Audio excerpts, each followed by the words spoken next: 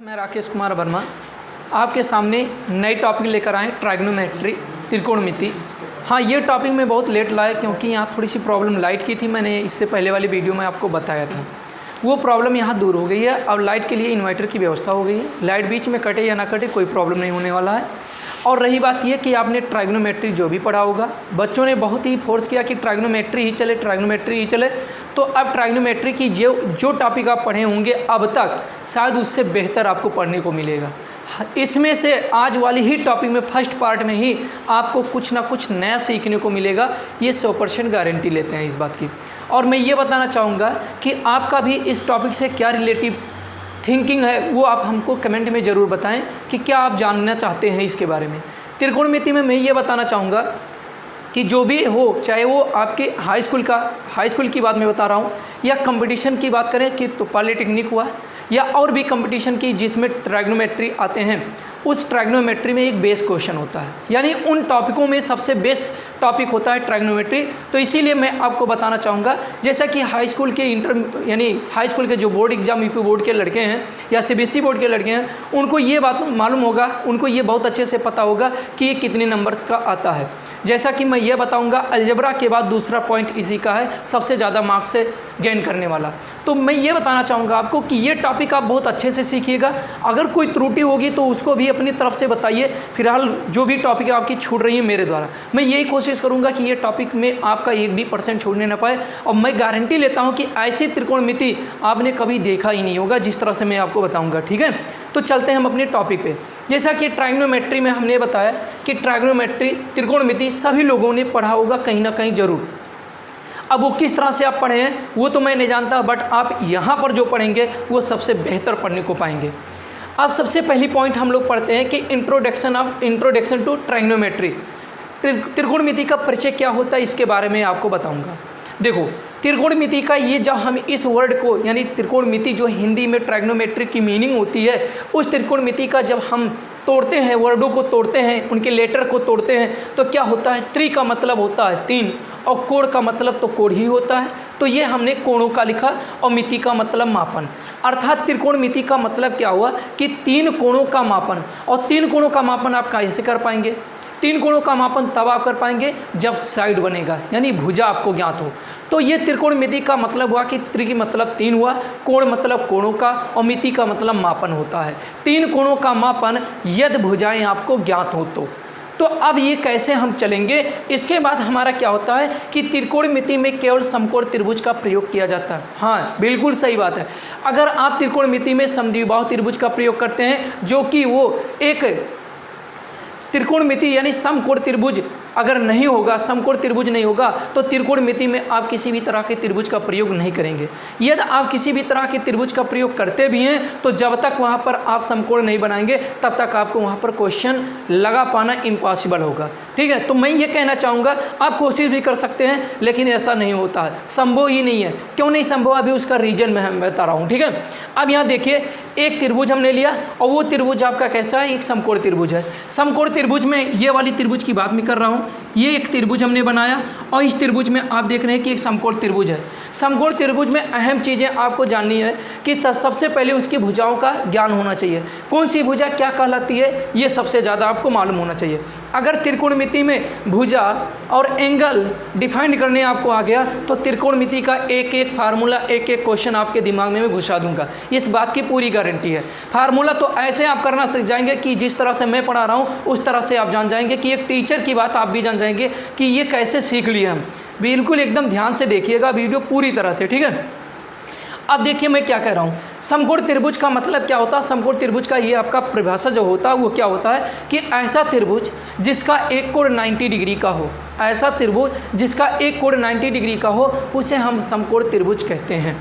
त्रिभुज का परिभाषा आपको मालूम होगा, उधर हमको जाने की जरूरत नहीं है। तो इसमें हमने देखा कि कोण बी को हमने 90 डिग्री कर दिया। क्या कर दिया हमने?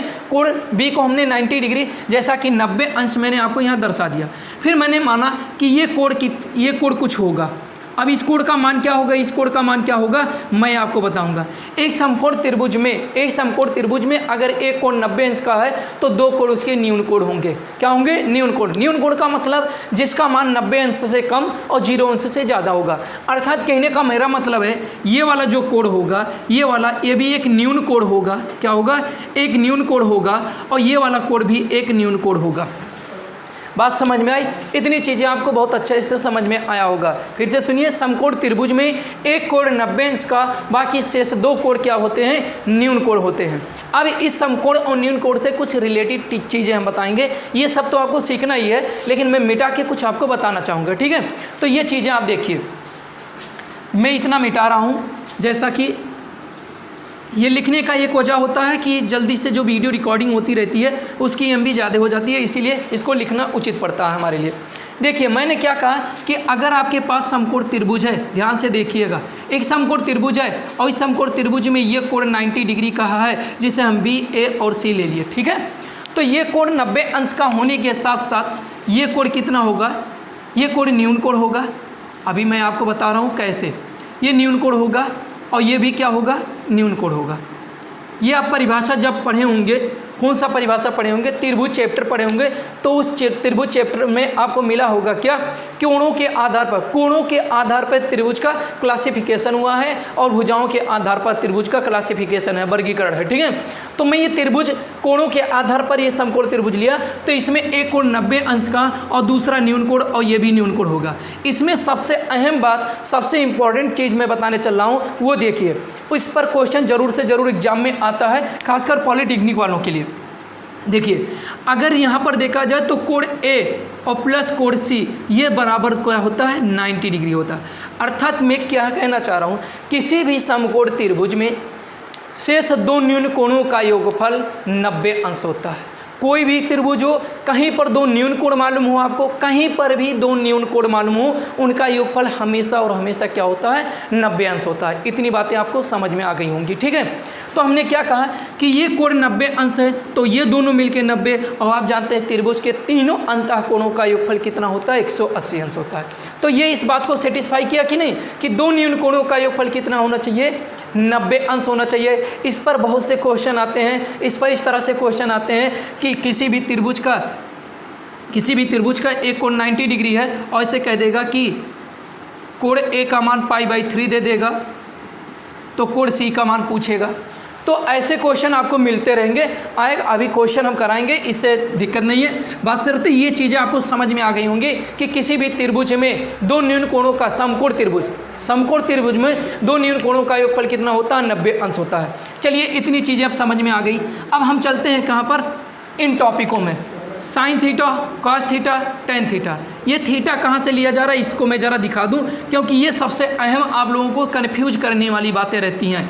जैसे कहने का क्या कन्फ्यूजन, कभी साइन थीटा, साइन ए का मान दिया है और पूछता साइन सी का मान पूछता है। तो ये सब चीज़ें बहुत ही क्रिटिकल रहती, लड़कों को समझ में नहीं आता। जैसे 9th में ये, हाँ एक बात मैं बता दूं, ये वीडियो किन किन लोगों के लिए यूजफुल है। 9th में जो लड़के हैं उनके लिए यूजफुल है। फिलहाल 9th में यूपी बोर्ड, सीबीएसई बोर्ड से त्रिकोणमिति हट गया है, लेकिन आप पढ़िए, अच्छी बात है। 9th बेस पर, यानी पुरानी वीडियो के, पुरानी बुकों के अकॉर्डिंग ये मैं बताना चाह रहा हूँ। 9th के बच्चों के लिए यूजफुल है, हाई स्कूल के बच्चों के लिए यूजफुल है, फर्स्ट ईयर के बच्चों के लिए यूजफुल है, और कंपटीशन की तैयारी जो करते हैं, जैसे पॉलिटेक्निक का हुआ, एसएससी के लोग भी इसमें आता है एडवांसमेंट में। तो ये मैं बताना चाहूँगी कि ऐसी चीज़ों के जगहों पर ये त्रिकोणमिति बहुत ही यूजफुल है। और बेसिक बताएंगे, एकदम बिल्कुल लो, जीरो से एकदम लो क्वालिटी से बताएंगे, एकदम बिल्कुल आपको मालूम जहाँ से नहीं होगा वहाँ से मैं बताऊँगा। हमने देखो, कभी भी एक बार ध्यान से देखना, एक अहम बात कि अगर कहीं पर भी जब कह दे कि साइन ए का मान निकालो, साइन सी का मान निकालो, ये दोनों कह सकता है, लेकिन कभी भी त्रिकोणमिति में 90 अंश वाले के साथ में किसी भी साइन, कास, टैन, काट, सेक का प्रयोग नहीं करेगा। बात समझ में आई? क्यों नहीं करेगा उसका भी मैं प्रूफ दूंगा, थोड़ा सा धैर्य रखिएगा। हमने आपसे ये कहा कि कोई समकोण त्रिभुज है, समकोण त्रिभुज में सिर्फ उसके न्यून कोणों को ही पूछ सकता है, उसके न्यून कोणों को ही पूछ सकता है। समकोण त्रिभुज के साथ किसी भी त्रिकोणमितीय अनुपात का प्रयोग नहीं करेगा। ऐसा क्यों नहीं करेगा मैं अभी आपको बता रहा हूँ। देखिए, हमने यहाँ पर थीटा लिया था, पहले ये सीख लीजिए थीटा। अब बाबू ये आपका 90 हुआ, तो ये कितना हो जाएगा ये आपको समझना चाहिए। आपको यही समझना है कि ये कितना होगा। अच्छा बताइए, तीनों का योगफल 90 180 अंश होगा, तीनों का योगफल 180 अंश होगा। और जब तीनों का 180 योगफल होगा तो आप उस तरह से भी निकाल सकते हैं कि कोण ए का मान क्या होगा। नहीं जानते तो ये भी आप जानते हैं कि इसका और इसका योगफल 90 अंश होता है, तो इसका मान निकालेंगे तो 90 माइनस इतना हो जाएगा, नहीं, यानी कोण ए प्लस कोण सी, यानी कोण ए प्लस कोण सी बराबर, कोण ए प्लस कोण सी बराबर 90। कोण सी का मान आपने थीटा लिया तो ये क्या हो जाएगा 90 माइनस थीटा, यानी कोण ए का मान कितना आ गया 90 माइनस थीटा आ गया। ये बात तो आपको क्लियर हो गया कि हमने यहाँ पर आपको लिखा था, दिखाया था कि 90 माइनस थीटा कैसे होता है। चलिए इतनी चीज़ें क्लियर हो गई। इस त्रिभुज का प्रयोग हमेशा हम करते रहेंगे आपको फार्मूला प्रूव कराने में। अब इसके साथ में कुछ ट्राइग्नोमेट्री वर्ड लिए जाते हैं जो रिलेशन व्यक्त करते हैं साइड में, यानी भुजाओं में कुछ ना कुछ रिलेशन व्यक्त करते हैं। कौन सा? पहला है साइन थीटा। साइन थीटा का मतलब होता है लंब बटे कर्ण। इस चित्र में अगर आप देखेंगे, इस फिगर में देखेंगे तो लंब की बात होती है, तो लंब की बात हमने यहाँ पर लिखा है ए बी। लंब का मतलब भी देख लीजिए, अगर मैं कह दूं भैया कि आप लंब खींचे तो लंब खींचने के लिए सबसे पहले आपको बेस की ज़रूरत पड़ेगी। क्या पड़ेगी? बेस की ज़रूरत। जब तक आप बेस कहीं पर कोई चीज़ खड़ा नहीं कर पाएंगे, जब तक आप बेस बनाएंगे नहीं तब तक आपका लंब नहीं बनेगा। अर्थात अगर आपको बिल्डिंग बनानी है तो जब तक आपका अर्थ नहीं रहेगा, पृथ्वी नहीं रहेगा, तब तक आप उस पर कर नहीं पाएंगे। यानी कोई ना कोई समतल चाहिए, तो समतल के रूप में जो आता है वो मेरा क्या होता है? आधार होता है। बात समझ में आई?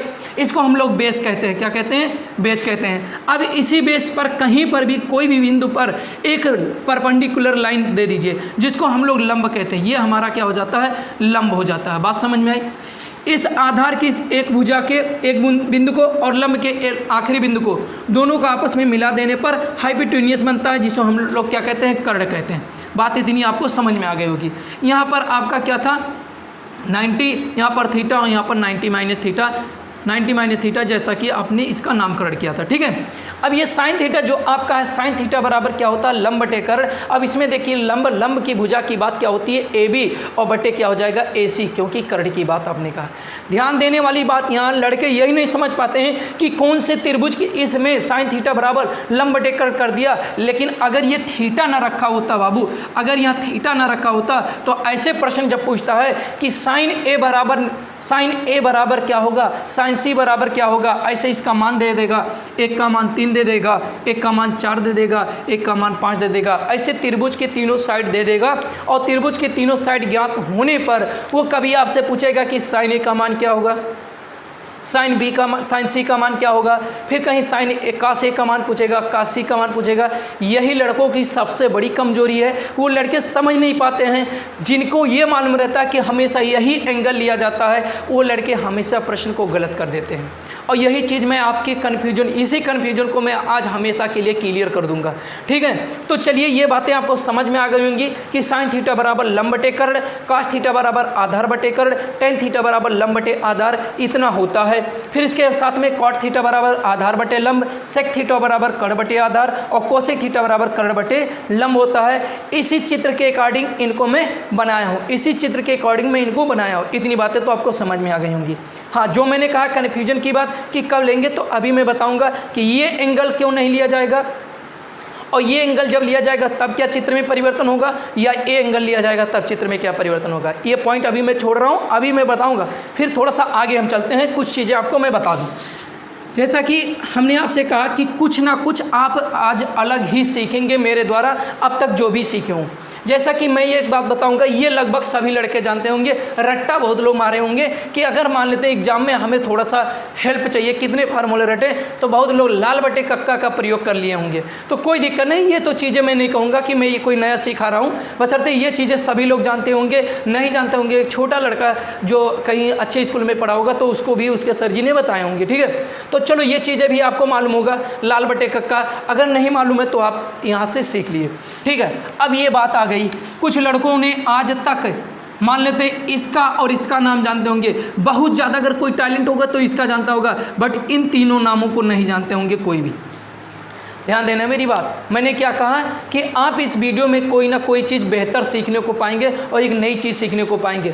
इसमें ये नई चीज़ एक मिली आपको कि अगर साइन का मतलब होता है जया, साइन की जो हिंदी होती है उसे जया कहा जाता है, और कोसाइन की हिंदी कोज्या होता है, और टेजेंट का हिंदी क्या होता है, स्पर्शजया होता है। तो ये सब 3 चीज़ों का नाम कभी आप किसी से पूछे, अपने दोस्तों में, अपने क्लासमेट से कभी पूछे आप? नहीं ना। तो मैं ये कहना चाहूँगा कि ये चैनल बहुत ही आपकी यूजफुल है और अच्छे से पढ़ते रहिए, और यूट्यूब पे हमारे इस चैनल को अगर नए हो तो सब्सक्राइब जरूर कर लें, ठीक है। आगे चलते हैं। तो ये क्या होता है, आज इस चीज़ को आप नोट कर लीजिएगा। इसको हम लोग क्या कहते हैं, कोजेंट कहते हैं। कोजेंट का मतलब कॉटजेंट कहते हैं। कॉटजेंट का मतलब क्या होता है, कोटि स्पर्शजा होता है। क्या कहते हैं इसको, कॉटजेंट कहते हैं। तो कॉटजेंट का क्या होता है कि कोटि स्पर्शजा होता है। इसके बाद सीकेंट होता है। सीकेंट की इंग्लिश भी यही होती है, हिंदी भी यही होती है। उसके बाद कोसिकेंट होता है। कोसिकेंट होता है जिसको आप लोग कोसेक कहते हैं। क्या कहते हैं, कोसेक कहते हैं, ठीक है। ये पूरी इंग्लिश ना लिखने के, यानी एंड इसमें से ख़त्म हो जाता है और इसमें से फिर एंड ख़त्म हो जाता है, और ये तुम्हारी क्या हो जाती है, सेक और कोसेक हो जाती है। बात इतनी समझ में आ गई होगी। अब हम चलते हैं आगे। आगे क्या आपको सीखना है, छोटी सी टॉपिक जो मैंने आपको बताने के लिए कहा और जो कि बहुत ही कन्फ्यूजन करता है, उस चीज़ को मैं जानना चाहूँगा। देखो मैंने क्या कहा कि इस चित्र को मैं मिटा के फिर से बनाता हूँ। देखो ये ए हो गया, ये बी हो गया, ये सी हो गया, और ये आपका लंब होता है, आधार होता है, और क्या होता है आपका कर्ण होता है, ठीक है। जब लड़के, यहाँ ध्यान देना ध्यान से कि ये चीज़ें क्या होती हैं, इतना जब आपने चित्र पहला नंबर मैंने आपसे ये कहा, सबसे पहले आप ये एक चीज़ ध्यान देना इसमें कि अगर आप जो देगा इसे डायरेक्टली कहेगा कि ए बी बराबर 5 सेंटीमीटर, ए बी बराबर 5 सेंटीमीटर और बी सी बराबर 3 सेंटीमीटर, तो ए सी बराबर 4 सेंटीमीटर, ऐसे कह देगा, ठीक है, ऐसे कह देगा। और इसी में किसी का यानी कोई कोण कह देगा, हो सकता है कोण ए कह दे, हो सकता है कोण बी कह दे, या हो सकता है कोण सी, किसी को 90 कर देगा, या कह देगा एक समकोण त्रिभुज है जिसमें कोण ए 90 या बी 90 या सी 90, ऐसे कह देगा, कोई एंगल दे देगा और उनके भुजाओं की माप दे देगा। फिर लड़का अगर वहाँ देखेगा इस बात को, ये इतना पढ़ के, सबसे बड़ी बात तो उससे त्रिभुज सेट नहीं होती है। तो त्रिभुज सेट करने का तरीका भी आज सीख लो। सबसे पहले जो भुजा दिया उसे हमें कोई मतलब नहीं है, सबसे पहले वो प्रश्न में किस एंगल को 90 कह रहा है वो समझ लीजिएगा। सबसे अहम बात मैं बता रहा हूँ, आपकी जो प्रॉब्लम होती है, आपकी जो डाउट होती है, उस डाउट को मैं क्लियर करूँगा। मैं क्या कह रहा हूँ कि सबसे पहले भुजा क्या दिया भाड़ में जाए उससे कोई मतलब नहीं है, सबसे पहले कौन सा एंगल 90 डिग्री कह रहा है उसको आप पहले पकड़ लीजिए। अगर कोण बी 90 अंश कह रहा है कोण बी, तो आप ऐसे त्रिभुज बनाइएगा समकोण, जैसा कि मैंने बनाया कि ए बी सी नाम बिल्कुल मत रखिएगा। ऐसे आप त्रिभुज, समकोण त्रिभुज का मतलब आप जानते हैं, एक सीधी लाइन होनी चाहिए, एक आधार होनी चाहिए, और ये वाली भुजा सभी भुजाओं से लंबी दिखनी चाहिए, बस यही समझ में आनी चाहिए, ठीक है, ऐसा होना चाहिए। उसके बाद यानी कि जब आप बना लेते हो तो यहाँ पर आपको पता चलता है कि हमारे समकोण त्रिभुज में ये वाला एंगल हमेशा क्या होता है, 90 अंश का होता है। बात इतनी समझ में आई। तो जो 90 अंश होता है, तो 90 अंश के लिए हमें प्रश्न में कहा है कि कोण बी 90 अंश, तो कोण बी को हम यहाँ पर जो 90 हमारा चित्र में दिख रहा है 90, उस 90 की जगह पर स्थान पे जो पॉइंट देंगे वो बी का नाम देंगे। अगर ए का है तो ए रख देंगे, सी का है तो सी रख देंगे। फिर इसके बाद करेंगे क्या, ध्यान से देखिएगा। अगर आपने यहाँ पर बी को क्लियर कर दिया तो आपकी इच्छा के ऊपर डिपेंड करता है कि यहाँ पर ए करें और यहाँ पर सी करें, यानी कि इच्छा कर रहा तो यहाँ ए सी, या इच्छा कर रहा सी और ए, इन दोनों को कहीं पर भी चेंज करें, इसके मान में कोई भी परिवर्तन नहीं होता है। यह मैं आपको गारंटी के साथ बता रहा हूँ। फिर से मेरी बात सुनिए, हमने आपसे क्या कहा कि अगर किसी भी प्रश्न में ये कहा है कि समकोण त्रिभुज में कोण बी समकोण है, तो समकोण त्रिभुज पहले बनाइए। समकोण त्रिभुज बनाने के बाद जहाँ पर आपको दिखता हो कि यही समकोण होता है, जैसा कि इस तरह से त्रिभुज हमने बनाया, तो आप भी कहेंगे कि समकोण यही है, हम भी कहेंगे, और जितने लोग पढ़ते हैं उतने लोग सब लोग कहेंगे ये समकोण है। तो उस समकोण में जो प्रश्न में आपको कहा है कि ए है या बी है या सी नाम का कोई व्यक्ति है जो समकोण है, तो उस नाम को यहाँ पर दर्शा दीजिए। बाकी शेष 2 नाम बचेंगे, चाहे ए और सी बचे, चाहे बी और सी बचे, या कोई नाम 2 बचेंगे, जैसा कि इसमें बी दर्शाया हमने और ए और सी बचा। इस ए और सी को आप इन दोनों पॉइंटों पर कहीं भी दर्शा सकते हैं, इसका कोई नियम नहीं होता है, आप परेशान होने की ज़रूरत नहीं है। बिल्कुल आप कहीं पर भी इन दोनों को दर्शा सकते हैं, इसका कोई भी नियम नहीं है, कोई भी परेशानी नहीं होगी और ना प्रश्न गलत होगा। लेकिन एक विशेष ध्यान देना पड़ेगा जब आप प्रश्न सॉल्व करेंगे। चलिए इतनी चीज़ें आपके क्लियर हो गई। चलिए मैं यहाँ पर कर देता हूँ ए और यहाँ पर कर देता हूँ मैं सी। ठीक भाई, अब मैं मान लेता हूँ एक प्रश्न ले लेता हूँ थोड़ा सा, जिससे मैं आपको समझा सकूँ। जैसे ये मेरा आधार 3 सेंटीमीटर, ये हमारा लंब 4 सेंटीमीटर, तो ये हमारा 5 सेंटीमीटर दिया है। अभी निकालना भी मैं बता दे रहा हूँ, 2 भुजा मालूम हो तो तीसरी भुजा कैसे निकालेंगे, या कोई एक भुजा और एक कोण मालूम हो तब कैसे निकालेंगे, ये भी समझ लो। त्रिकोणमिति में कैसे कैसे प्रश्न मिलेंगे। देखो साइड, 2 साइड दिया रहेगा, एक साइड आपको ज्ञात करना पड़ेगा। दूसरी एक और अलग बात होती है कि अगर हो सकता है 2 एंगल दिया हो, 2 एंगल दिया हो, एक एंगल निकालना हो, तीसरी एंगल निकालनी हो, ये भी दे सकता है। 2 एंगल दिया होगा तो तीसरी एंगल निकालने के लिए पूछ सकता है, या एक एंगल एक साइड दिया हो तो कोई एक साइड पूछ ले। तो इस तरह से आप प्रश्न को बहुत आसानी से सॉल्व कर लोगे, कोई दिक्कत नहीं रहेगा। ठीक है, जैसा कि अब प्रश्न जब होगा तो मैं बताता रहूँगा। हमने क्या कहा कि इस तरह से हमने प्रश्न लिया और उसमें हमसे पूछ रहा है क्या कि साइन ए का मान, कास ए का मान, टेन ए का मान निकालिए, या कास यानी कि कॉट सी, सेक ए और कोसेक सी, ऐसे मान पूछ रहा।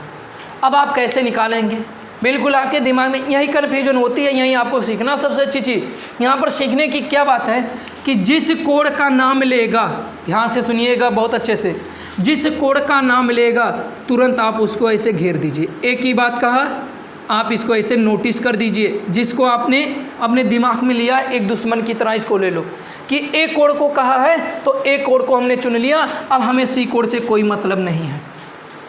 अब यहाँ एक चीज़ मैं बताऊँगा, जिस कोण का नाम लेता हो प्रश्न में ट्राइगोनोमेट्री के यानी भुजाओं के रिलेशन में, यानी अनुपात में, sine cos and sec cosec किसी में ए का नाम ले रहा है तो जिस कोण का नाम लेता है उसके सामने वाला हमेशा लंब होता है। और 90 एंगल, जो 90 का 90 अंश का कोण बनाता है, उसके सामने वाली भुजा हमेशा कर्ण होती है, वो कभी चेंज नहीं होता है। फिर से सुनिए, जो 90 अंश की भुजा होती है वो हमेशा 90 अंश के यानी 90 अंश का जो कोण होता है उसके सामने वाली भुजा हमेशा क्या होती है, कर्ण होती है। और मैं एक बात बताऊंगा, अगर 9th में आप त्रिभुज पढ़े होंगे तो 9th की त्रिभुज में आपको ये बताया गया होगा कि सबसे बड़ी कोण के सामने वाली भुजा सबसे बड़ी होती है। आप बताओ, जो मैं अभी कन्फ्यूजन की बात आपको कहा था कि कुछ नई टॉपिक है मैं बताऊंगा, ये अगर कोण 90 डिग्री से कम नहीं होगा, क्या ये 90 डिग्री से कम नहीं होगा, और क्या ये 90 डिग्री नहीं होगा? बोलिए, जब ये 90 अंश आप फिक्स करते हो तो ये 90 से लेस देन रहेगा, 90 अंश से क्या रहेगा, लेस देन रहेगा। बोलिए, ये भी 90 अंश से क्या रहेगा, लेस देन रहेगा, कम रहेगा। तो आप बिल्कुल जानते हो कि 90 अंश से जब ये एंगल एक कम रहेगा, ये भी कम रहेगा, तो 90 अंश से छोटा अर्थात इसके सामने वाली भुजा ये हुई, इसके सामने वाली भुजा ये हुई, तो ये और ये सबसे 90 अंश के, तो जो 90 अंश से कम है तो ये दोनों भुजाएं छोटी नहीं होंगी, ये भुजा और ये भुजा बिल्कुल छोटी होंगी, और ये सबसे बड़ा कोण है तो इसके सामने वाली भुजा सबसे बड़ी होगी जो कि कर्ण है। इसीलिए 90 अंश के हमेशा जहाँ पर 90 अंश देखिएगा उसके सम्मुख भुजा क्या हो जाएगी, आपकी कर्ण हो जाएगी, और कर्ण हमेशा आपका क्या हो जाएगा, फिक्स रहेगा।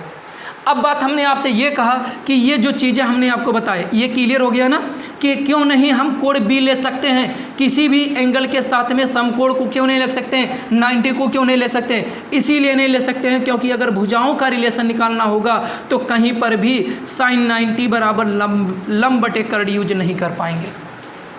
क्यों नहीं यूज कर पाएंगे? क्योंकि आप यही कहें कि ये चीज़ जो है, अगर लंब कहेंगे, इसके सामने वाली लंब कहेंगे, तो वास्तव में क्या ये लंब है?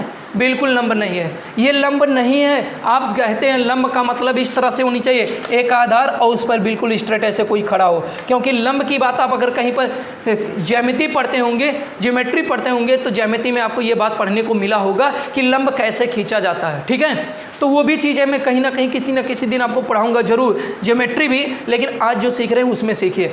पहली यानी कि यहाँ पर आपको नोटिस करना पड़ेगा, बी के सामने यानी 90 अंश के सामने वाली भुजा हमेशा कर्ण होती है। कभी भी 90 डिग्री एंगल हम लोग नहीं लेते हैं, और ना लेकर उसका लंब और आधार हम लंब के रूप में कर्ण का प्रयोग नहीं करते हैं। लंब या आधार के रूप में कर्ण का प्रयोग नहीं करेंगे, और कहीं पर भुजा का नाम यानी एंगल के लिए हम 90 का प्रयोग तब नहीं करेंगे इन त्रिकोणमितीय अनुपातों के साथ में, अगर हमें कहीं पर किसी भुजा का रिलेशन लेना हो। हाँ, लेते हैं 90 का मान भी, लेकिन कहाँ लेंगे वो अभी नहीं, आगे चल के हम पता करेंगे हम लोग। तो ये 3 हो गया। अब चलिए सभी भुजाओं के मान मालूम है। हमसे कोई कहता है कि साइन ए निकालना है, क्या निकालना है? साइन ए निकालना है। तो साइन ए जब आप निकालोगे बाबू, तो हम यही कहते हैं आपसे कि जिस एंगल को पुकारे उसके सामने वाला हमेशा लंब होता है। ए को पुकारा, ए के सामने वाला लंब, ये अभी तक आधार था जब आपने बनाया था, तब तक ये बेस था।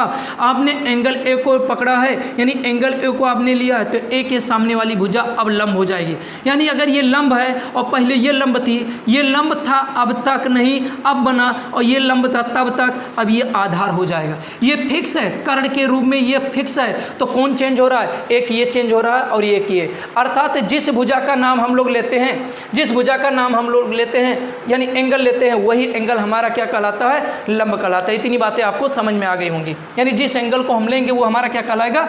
लंब कहलाएगा। तो ये वाली भुजा क्या हो जाएगी? लंब हो जाएगी। ठीक है, इतनी बातें आपको समझ में आई होंगी। तो ये साइन ए बराबर आपको क्या करना है कि साइन ए बराबर, तो साइन ए बराबर क्या होता है आपका? लंब बटे क्या हो जाएगा? कर्ण हो जाएगा। क्या हो जाएगा? लंब बटे कर्ण। हमने आपसे यही कहा कि जिस एंगल का नाम लिया जाएगा इस के साथ में, वही आपका क्या कहलाएगा? लंब कहलाएगा। यानी जिस त्रिकोणमिति के अनुपात के साथ में ये एंगल लिया जाएगा, उस एंगल को हम लोग क्या करेंगे? 90 डिग्री, उसके सामने वाली सम्मुख भुजा को हम लोग लंब लेंगे। तो भाई ये आपका लंब हो गया और ये आपका आधार हो गया, ये आपका कर्ण हो गया। सिर्फ चेंज कौन होगा? ये वाली भुजा इसमें चेंज होगी, ये वाली भुजा इसमें चेंज होगी। हाँ, आपके दिमाग में ये होगा कि बी कोड अगर ना लेंगे, बी कोड पूछे तो बी कोड कभी नहीं पूछ सकता। आपने तो बी को फिक्स किया 90 डिग्री पर। अगर यहाँ पर जब हमने क्या कहा कि जो एंगल देगा पहले उस एंगल को आप 90 डिग्री पर 90 डिग्री वाले मान को फिक्स कीजिए। अब इसके बाद आपका क्या हो जाएगा कि लंब की बात की है तो आपका BC बटे क्या हो जाएगा? AC हो जाएगा। BC का मान कितना है? 3 है, और AC का मान कितना है? ये 5 है। यह आपका आंसर हो जाएगा साइन ए बराबर। बात समझ में आए? रही बात यहाँ पर अगर कोसेक सी पूछ रहा है तो कोसेक सी की बात ले लो, कोसेक सी भी सीख लो। कोसेक सी की बात हुआ तो हमने ये कहा कि जिस एंगल को वो कहेगा, जिस एंगल को वो कहेगा उसके सम्मुख भुजा क्या होगी? लंब होगी। अब यहाँ पर सी एंगल को ले रहा, सी एंगल को ले रहा, तो इसको अपने दिमाग से पूरी तरह से हटा दीजिए। अब ये आपका दुश्मन बन गया। कौन? ये वाला कोड सी आपका क्या बन गया? दुश्मन बन गया। तो यानी कि कोसेक सी में इस सी के सामने वाली भुजा क्या हो जाएगी? अब ओरिजिनल वाला आपका लंब होगा, जो आप अभी कह रहे थे कि जो चित्र के अकॉर्डिंग बनाए थे आपने। तो सी के सामने वाला क्या हो जाएगा? लंब, और ये क्या हो जाएगा? आधार। और आप जानते हैं कोसेक बराबर क्या होता है? कर्ण बटे क्या हो जाता है? लंब हो जाता है। कर्ण बटे क्या हो जाता है? लंब हो जाता है। अब इसमें कर्ण तो आपका AC फिक्स है, वो सभी त्रिकोणमितीय अनुपातों के लिए फिक्स रहता है। सिर्फ चेंज कौन होता है? लंब और आधार। तो इसमें लंब क्या हो जाएगा? AB हो जाएगा। AC की बात करें तो 5 है, और AB का मान क्या करें तो ये 4 है। इतनी बातें तो आपको अच्छे से समझ में आ गई होंगी। ये कन्फ्यूजन आपका क्लियर हुआ? चलिए cos A की बात करते हैं। cos A का मतलब होता है आधार बटे कर्ण। अब A की बात कर रहा तो इधर से हम कहेंगे, यानी इसके सामने वाला लंब, तो ये लंब हो गया तो फिक्स ही रहे, इसमें हमें कोई डिस्टर्बेंस नहीं। ये आपका लंब हो गया तो ये आपका आधार हो गया। तो आधार में 4 हो गया और कर्ण में कितना हो गया? 5 हो गया। ये चीज़ें क्लियर हो गई। ठीक है, ऐसे यहाँ पर आप cot C की बात करते हैं तो cot C में देख लीजिए, cot C की बात का तुरंत ये लंब हो जाएगा, और ये आपका क्या हो जाएगा? इसके सामने वाला लंब। तो ये लंब हो जाएगा, ये आधार हो जाएगा, ये कर्ण हमेशा फिक्स रहता है। कर्ण को आप नहीं डिस्टर्ब करेंगे, होता ही नहीं डिस्टर्ब। सिर्फ लंब कभी आधार में, आधार कभी लंब में। क्यों हो जाएगा? एंगल लेने के अकॉर्डिंग कौन सा एंगल लिया जाएगा? C लिया जाएगा तो इसके सामने वाला लंब, ए लिया जाएगा तो इसके सामने वाला लंब। सिर्फ लंब और आधार एक प्रकार से देखा जाए तो ओवरलैपिंग करते हैं, इधर उधर होते हैं। ठीक है, चलिए इतनी चीज़ें आपको क्लियर समझ में आ गई हैं। और एक बात समझिए, अगर आपको अच्छे से कुछ भी समझ में आया हो, कुछ भी नया सीखने को मिला हो, तो वीडियो को ज़रूर लाइक कर दीजिए और शेयर कर दिया कीजिए। व्हाट्सएप बहुत चलाते हैं आप सब, ठीक है, और इस लॉकडाउन में आप लोग पढ़ते रहिए अच्छे से, बेहतरीन से बेहतरीन पढ़िए। इधर यूट्यूब पे वीडियो डालते रहेंगे। टॉपिक त्रिकोणमिति अब लंबी जाने वाली है, सीखोगे, एक बार सोचोगे कि वास्तव में त्रिकोणमिति कभी ऐसा पढ़े ही नहीं थे, तो आग की तरह इसको फैला दो वीडियो को, सभी को बताओ अपने यार दोस्तों में कि त्रिकोणमिति पढ़ना हो तो फिर इस चैनल को सब्सक्राइब करो। अब इम्पॉर्टेंट फार्मूला हम लोग क्या पढ़ेंगे? पाइथागोरस प्रमेय।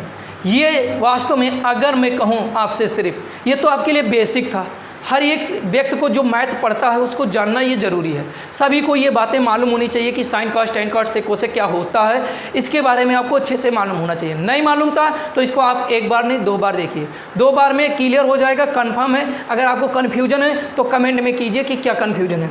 दूसरी बात सबसे इम्पॉर्टेंट क्या चलने वाली है, पाइथागोरस प्रमेय। अभी तक मैंने 3 4 5 अगर दिया था तो आपको इसलिए दिया था कि वो दे दिया, लेकिन मान लेते हैं कि अगर 3 4 5 ना दिया हो, कोई 2 साइड दिया हो, तो आप क्या करेंगे, ऐसे 2 साइडों में कैसे किसको क्या निकालेंगे, तो मैं ये आपको बताऊंगा, तुरंत देखिएगा। ध्यान दीजिए, यहाँ पर पाइथागोरस प्रमेय जान लीजिए एक प्रकार से त्रिकोणमिति का एक बेस है। बेस मतलब जान निकाल देगा त्रिकोणमिति का, ठीक है। तो ये मैं बताना चाहूँगा। देखिए अब यहाँ पर पाइथागोरस प्रमेय क्या होता है। पाइथागोरस प्रमेय, पाइथागोरस प्रमेय क्या होता है इसके बारे में मैं आपको बताऊंगा। देखिए पाइथागोरस प्रमेय यही उन्होंने कहा था कि किसी भी समकोण त्रिभुज में, देखिए किसी भी समकोण त्रिभुज में, इसका नाम ABC कुछ भी रख लीजिए, ये आपका आधार हो गया। अब यहाँ बताने की बहुत ज़्यादा ज़रूरत नहीं है, ये आपकी लंब हो गई और ये आपका क्या हो गया, कर्ण हो गया। ठीक बाबू, इतना समझ में आया होगा सबको। मैं ये कह रहा हूँ कि पाइथागोरस प्रमेय ने क्या बताया था कि कोई भी समकोण त्रिभुज हो और उस समकोण त्रिभुज में कर्ण का जो मान होता है, यानी कर्ण का जो स्क्वायर होता है, फिर से सुनिए, किसी भी समकोण त्रिभुज के कर्ण का जो स्क्वायर होता है उसका शेष 2 भुजाओं अर्थात लंब और आधार के वर्ग के योग के बराबर होता है। अर्थात ये क्या हो जाएगा, लंब का स्क्वायर प्लस आधार का स्क्वायर हो जाएगा। इतनी बातें तो आपको समझ में आ गई होंगी कि हमने क्या कहा कि किसी भी समकोण त्रिभुज में कर्ण का जो स्क्वायर होता है शेष 2 भुजाओं अर्थात लंब और आधार के वर्गों के योग के बराबर होता है। ये किसने बताया था, पाइथागोरस प्रमेय। आप इसको पूरी तरह से अपने दिमाग में बैठा लीजिए। त्रिकोणमिति का हर एक फार्मूला मैं गारंटी के साथ बता रहा हूँ, इसी पे मैं सिद्ध करूँगा। हर एक फार्मूला आप भी सिद्ध करने जान जाएंगे जैसे मैं करूँगा। एक भी सूत्र आपका छूट नहीं पाएगा, मैं गारंटी ले रहा हूँ। सिर्फ अगर आपको साइन कास टेन, अगर ये 3, मैं गारंटी इसी बात का दे रहा हूँ, ये 3 आप फार्मूला याद कर लीजिए, क्योंकि 3 इसके अपोजिट होते हैं। 3 अगर आपको याद है तो 3 अपोजिट, 3 फार्मूले मैं ये कह रहा हूँ और एक फार्मूला ये कह रहा हूँ। अगर यही 4 फार्मूला आपको अभी याद है तो मैं पूरा त्रिकोणमिति का फार्मूला जो होता है वो पूरा का पूरा मैं क्या कर दूंगा, पूरा का पूरा प्रूफ करा दूंगा। और आप भी नहीं कहेंगे कि सर जी आपने तो एक भी फार्मूला रटने के लिए कहा ही नहीं। सिर्फ मैं ये कह रहा हूँ, अगर आपको नहीं मालूम हो रहा है तो इनके भुजाओं में जो रिलेशन ये लोग व्यक्त करते हैं उसको आप याद कर लीजिए और प्लस ये पाइथागोरस प्रमेय को याद कर लीजिए। इसी के अलावा आपको कोई भी फार्मूला मैं रटने के लिए कहूँगा ही नहीं। आपको नहीं विश्वास होगा, इस वीडियो को देख के फिर बताइएगा, ठीक है। इस पूरी टॉपिक को, त्रिकोणमिति की जितनी टॉपिक है पूरा पढ़ने के बाद आप बताइएगा कि हाँ वास्तव में मैंने गलत कहा या सही। तो जल्दी से आप इस चीज़ को सीखें। तो पाइथागोरस प्रमेय ने क्या कहा कि कर्ण का जो स्क्वायर होता है वो क्या होता है, आधार का स्क्वायर प्लस लंब का स्क्वायर, ठीक है। इसे हम इक्वेशन नंबर 1 मान के आज के लिए यहीं पर इसको हम ख़त्म करेंगे, लेकिन पहले इससे रिलेटिव कुछ क्वेश्चन भी हो जाए। अगर हमसे कोई कहता है कर्ण है बाबू, कर्ण का मान के लिए हमेशा हमें कर्ण का स्क्वायर का भी वैल्यू नहीं ज्ञात करना है, हमें तो कर्ण का मान ज्ञात करना है, कभी स्क्वायर की वैल्यू हमें नहीं ज्ञात करनी रहती। तो हम लोग क्या कहते हैं, अगर ये चीज़ आप पढ़ चुके हैं कि अगर यहाँ पर कहीं पर स्क्वायर है तो दूसरे साइड में स्क्वायर रूट हो जाता है, यानी वर्गमूल हो जाता है। हाँ, यानी आधार का स्क्वायर प्लस लंब के स्क्वायर का होल क्या हो जाएगा, स्क्वायर रूट हो जाएगा। जैसा कि ऐसे दे देगा कि अगर मान लेते हैं AB बराबर 3 सेंटीमीटर और BC बराबर 4 सेंटीमीटर, तो AC का मान ज्ञात करें। वो ये नहीं कहेगा कि कर्ण है, तब आपको क्लियर करना पड़ेगा। तब देखिए यहाँ पर कौन सी भुजा लंब होगी और कौन सी भुजा आधार होगी, और यहाँ पर कौन सा एंगल भी आपका क्या होगा, समकोण होगा। अब इसके अकॉर्डिंग मैं आपको बताऊंगा, तो ये चीज़ें आपका क्लियर हुआ। देखिए AB बराबर 3 सेंटीमीटर, BC बराबर 4 सेंटीमीटर और AC बराबर क्या होगा ये आपको मालूम नहीं है। तो एक चीज़ होता है ट्रिपलेट, यही पाइथागोरस प्रमेय जो होता है यही ट्रिपलेट लाभ ही बताता है। हाँ, तो चलिए देखिए, अब यहाँ पर AC आपका क्या हो जाएगा, कर्ण हो जाएगा। क्या हो जाएगा, इस बात से पूरी तरह से क्लियर होता है कि AC क्या हो जाएगा, आपका कर्ण होगा, क्योंकि आप जब बनाएंगे इसके अकॉर्डिंग तब भी आपको क्लियर हो जाएगा। लेकिन इतना डिफिकल्ट चीज़ें नहीं बनाता, वो डायरेक्ट यही बात कह देगा कि B क्या है, 90 डिग्री है। इतना लड़के को गुमराह नहीं करेगा। लेकिन अगर मान लेते किसी क्वेश्चन में गुमराह भी कर दिया है तो आप वहाँ से क्लियर कर लेंगे कि 3 का स्क्वायर प्लस 4 का स्क्वायर अगर आप करेंगे तो 3 त्रिका 9, 4 चौके 16, यानी 16 9 25, 25 का वर्गमूल 5 हो जाएगा। अगर आप कहते हैं 3 का स्क्वायर 3 त्रिका 9 माइनस 4 चौके 16, तो 3 यानी कि अगर मान लेते घटाने वाली बात आए, घटाने से भी लड़के, लेकिन हमेशा ट्रिपलेट के अकॉर्डिंग, ट्रिपलेट जो होता है उसके अकॉर्डिंग ये क्या हो जाएगा, बी कोड जो होगा 90 अंश हो जाएगा। ट्रिपलेट का नियम लगाएंगे। अगर आप ट्रिपलेट नहीं लगाते हैं, ओनली पाइथागोरस प्रमेय पे लगाते हैं, तो पाइथागोरस प्रमेय, ट्रिपलेट में हमेशा स्क्वायर रूट निकलेगा, ध्यान दीजिएगा, हमेशा स्क्वायर रूट निकलेगा। कुछ ऐसे नंबर्स हैं जिसका स्क्वायर रूट नहीं निकलता, लेकिन वो एसएससी लेवल में जाता है, ठीक है। तो मैं क्या कह रहा हूँ कि इसके अकॉर्डिंग आप पकड़ेंगे कि कौन सा लंब, कौन आधार है, कौन कर्ण है। नहीं मालूम है तो आप इसके अकॉर्डिंग पाइथागोरस प्रमेय में जानेंगे, तो 3 का स्क्वायर 4 का स्क्वायर यानी AC। अब इस त्रिभुज में हमने बताया कि जब ये ज्ञात करना है और कोण भी 90 डिग्री हो। चलिए अब पूरी तरह से आपका क्वेश्चन बन ही गया, छोड़िए ज़्यादा कुछ बहस करने की जरूरत नहीं है। AB बराबर 3 सेंटीमीटर, BC बराबर 4 सेंटीमीटर, AC बराबर साइन ऑफ इंट्रोगेशन, जबकि उस त्रिभुज में कोण भी 90 डिग्री हो, तो ये त्रिभुज बन गया।